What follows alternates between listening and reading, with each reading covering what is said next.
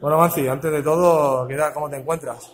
La verdad que bastante cansado, un partido bastante duro y algunos golpes y la verdad que contento con la victoria, 3 puntos importantísimos y seguimos en la pelea, seguimos en la segunda plaza y muy contentos.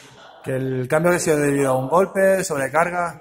Es una sobrecarga que tengo en los gemelos de que voy arrastrando de hace 2 o 3 semanas y he decidido parar para evitar una posible lesión y solo eso.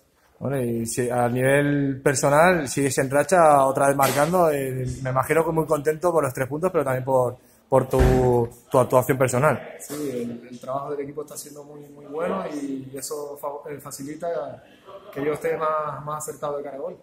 Y la verdad que sí, muy contento, otra semana marcando y esperemos que siga la racha.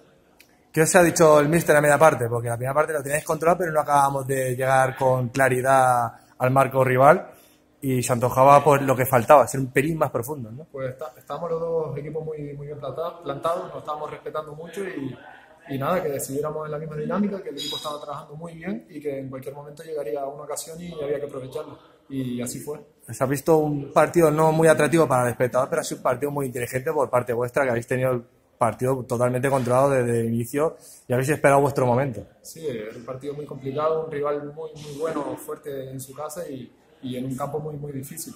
El equipo ha estado trabajando muy duro hasta el final y al final no hemos llevado la recompensa.